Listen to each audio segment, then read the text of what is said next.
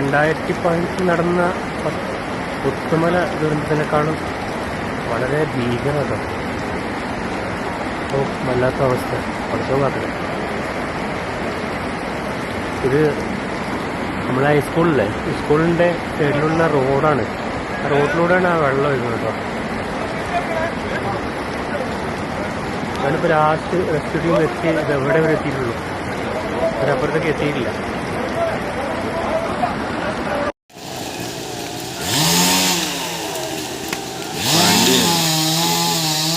നാലാമ്പടിയൊക്കെ ഒരു കൂറ്റം മരം വീണിട്ടുണ്ട്. ചക്കരക്കല്ലിലേക്കുള്ള ഗതാഗതം തടസ്സപ്പെട്ടിട്ടുണ്ട്.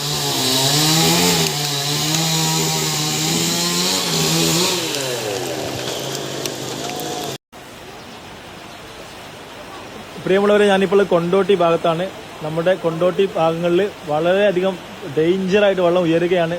വെള്ളത്തിന്റെ അവസ്ഥ ക്രമാതീതമായി വരികയാണ്. എല്ലാ ആളുകളും രാത്രി നിർത്തിയിട്ട വാഹനങ്ങൾ നമുക്കറിയാം, ഈ വീഡിയോയിൽ കാണുന്ന വാഹനങ്ങളൊക്കെ വെള്ളം കൊണ്ട് മൂടിയിരിക്കുകയാണ്. അതുകൊണ്ട് പരമാവധി ഈ മലപ്പുറം, കോഴിക്കോട് ജില്ലകളിലെ ദീർഘദൂര യാത്രക്കാരും മറ്റൊക്കെ പരമാവധി ശ്രദ്ധിക്കുക. മാക്സിമം ഇന്നത്തെ യാത്ര, ഇന്നും നാളത്തെ യാത്ര പരമാവധി ഒഴിവാക്കാൻ ശ്രമിക്കുക.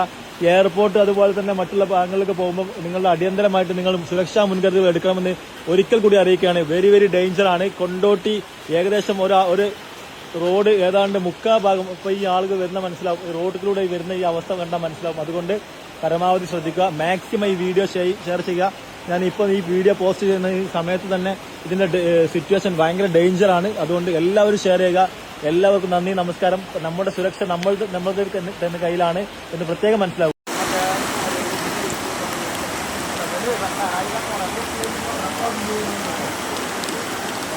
റാണികുളം അമ്പലത്തിന്റെ പരിസരമാണ് ഈ കാണുന്നത്. വീണ്ടും 2018 പോലെ തന്നെ അതിന്റെ ഈ വർഷം